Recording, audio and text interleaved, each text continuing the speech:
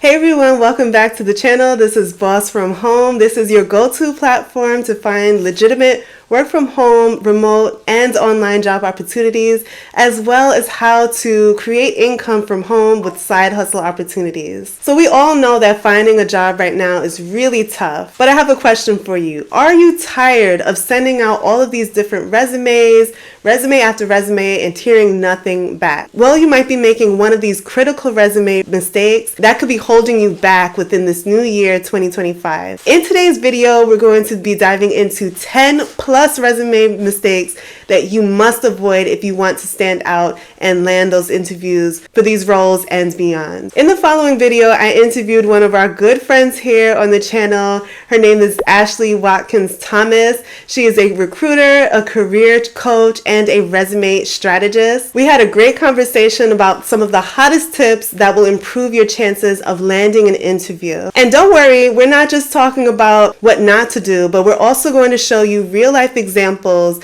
so that you can actually see the difference for yourself. So whether you're writing your very first resume or updating it for the remote job market of 2025, this video is fully packed with everything that you need to avoid the pitfalls and also create a resume that will get you results. So if you're ready to work from home or just work period this year, let's get started in this awesome chat with Ashley Watkins Thomas. I'm, seeing so many people say that, I'm updating my resume for every job. I'm tailoring my resume and nothing's happening. I'm not getting a job. And then I review the resume. I'm like, girl, you're not tailoring this resume. This is not targeted. This is not any of that. So, understanding what it means and what it is something that I definitely coach my clients on so that they can make better decisions. And so it can help them with their self-esteem, because getting rejected, that's not the move. I don't like it. It does something to my spirit. It takes the excitement out of the whole process of, actually getting a job. Is exhausting. So I want to help make that time easier for you. So what are recruiters looking for when it comes to your resume? So when a resume crosses my desk, I'm looking at contact information. Y'all got to pay attention to typos in this area. This is an area that is often overlooked when it comes to typos, because how you gonna spell your own name wrong? If your phone number is not correct, how can I get in touch with you? So that could be a reason why you're not getting any callbacks. Your email address is wrong, or you have an email address that's no longer active. Your LinkedIn URL is not correct, so it's leading to somebody else's profile, or it's giving them that 404 message that the page cannot be found. So make sure that all of your contact information is correct no matter what. We got to be able to reach you in order to be able to offer you an interview or a job. Your job titles do matter, and job titles are not created equally across the board. So you may be called one thing at your current job, but I always ask my clients, what would your job be called anywhere else? So you might be called, I think of something random, like a brand. Okay, so like a branding guru, right? So they've created, like I see a lot of times, recruiting ninja or talent ninja. What is that? You're a recruiter anywhere else.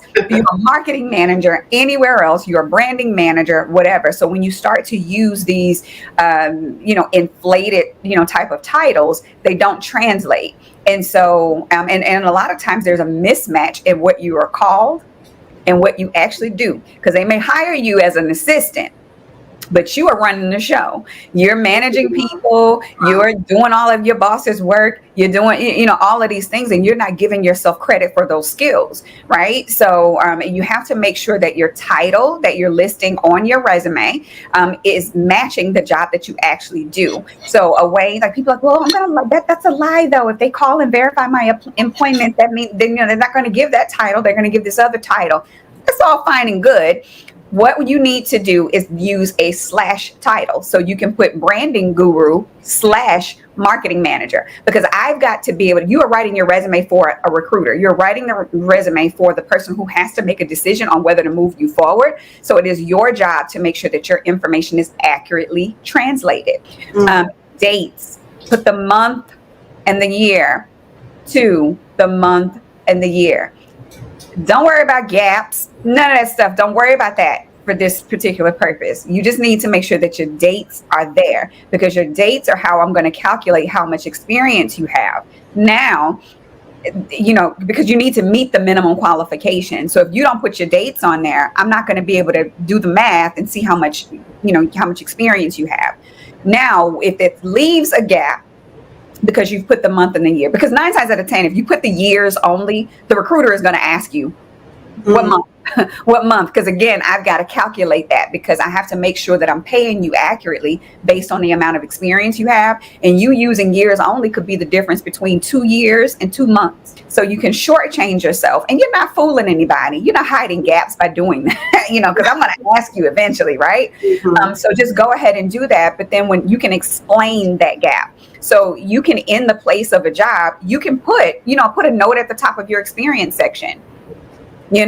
From this time to this time, I was laid off from this job, actively seeking employment. Keep it moving. This time to this time, caring for my family. Whatever. Just put a little explanation there, and that will cover the gap. Right now, the pandemic helped a lot of people with gaps. Because some of you were getting fired, which is okay. I don't feel like you fired, laid off, whatever. Every new job is a way for you to start over brand new, whatever it is you want to be, So don't worry about all of that stuff. A lot of times you're not getting these opportunities because your own energy about yourself is off. So when you come in there scaling, I don't know, I worked and I got laid off, I think, whatever. When you're not sure about what it is, your confidence is not in check. I'm turned off. I'm digging. I'm gonna get to the answer. I'm gonna find it, right? But if you just tell me with confidence, hey, I was laid off from this position. It took me a while to find a job. Hey, I'm here. Let's go. Duties and accomplishments. I make sure that whatever you list. You shouldn't have just a laundry list of tasks. You want to list things that align with your job target, because you are showing that you have experience doing the thing that company wants you to do right now. You want to use storytelling elements. So if you got promoted, weave that into your story. Especially if you stayed in a position for just a couple months, then you moved into another position a couple months. If those were promotions, say that. If those were contract jobs, say that. Especially if they were short-term assignments, like 6 months, 3 months. I had a 10-month contract before. I had one that was from 6 to 9 months. So, you can put that time frame there, just in parentheses. You don't have to draw a lot of emphasis to it, but explain, what that is. Make sure that you're incorporating keywords, and then also metrics. So show numbers wherever you can. Metrics does not necessarily mean that you have to put a number, because sometimes it does not make sense to put a number, depending on what it is that you do for a living. Education and certifications. If you've been to college, I don't care if you went to college day one and said, this is not for me. Put the college on your resume. You were in that. You were in that class that day. All right. You also in the place of your education, because don't go out getting these extra degrees just because you want to get this certain type of job, unless it is absolutely required. You can get 9 times out of 10, you can get whatever job you want to, whether you have a degree or not. If you talk to the right people, if you tell your story in the right way, you have to, we hire people based on value, not necessarily based on credentials. Credentials help, to get you seen, but that's usually not the reason why we say, okay, yeah, we want that person, not because they got that amazing degree. No, it's because they have communicated to us with confidence the value that they will bring to the table, the problem that they will actually solve. So when it comes to their education, if you have college, make sure that you're listing the college name, the location, your degree of study. If you only, say you went 3 semesters. I went to one of my favorite universities, Alabama State University, for 3 semesters. So for the longest time, I put that I attended for 3 semesters. Sometimes you can calculate it by credit hours. I just said I was there, for what was that, a year and a half, or a year, whatever that ended up being. You can put that. You also can, in the place of your education, put whether it's a certification, whether it is training, put whatever knowledge base you got. Like I said, a training, if it was a workshop, if it was whatever, you can just put it. You don't have to necessarily say where you got it from. It was just that, you studied that. I just want you to show that you have some education in something. Okay. But make sure that you're putting, if you put the certification, you can put where you got it from, especially if it's like a project management certification or something, put that. You want to make sure that you're listing your skills, strengths, competencies, whatever you want to call that section. limit it to about 15, but they need to align with the position that you're applying to. It's not everything that you have experience with, because I can actually do nails, but I'm not going to put that on my resume if I'm applying to, to a recruiting job. It doesn't make sense. Nobody cares about that. So make sure that whatever you list on your resume, it is there to help you get the job that you want. So always ask yourself, is this necessary to show my experience match for this type of position? If the answer is no, delete it.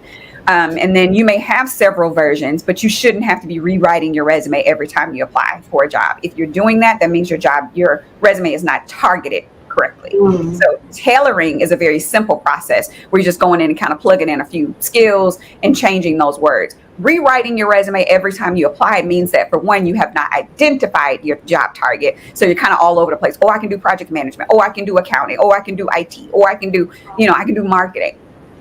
Just as disjointed as that sounded right there when I said that to you, that's how it looks when it comes across. So I'm going to review some of these resumes and then give what my feedback would be. Yes. Really quickly. And then I've got some other information for you. So here's one of the resumes here. So, all right. So for this particular resume, so this is a 2-page resume. It's in the column style. I am one of those recruiters among many who do not enjoy column style resumes. And there's for several reasons. So for one, most of us read from the left side of the page over to the right side of the page and back and forth until we're done to the bottom. Well, if I do that with this type of resume, I'm having to skip from skills to summary, skills to experience, education to experience. So it's skipping. Well, just like that happens to the human reader, because you remember, I'm scanning a bunch of resumes at a time and I could be looking at it on my phone. So a column style resume, it breaks your natural reading pattern. So they're hard for the recruiter to actually interpret. For me, they also scream entry level.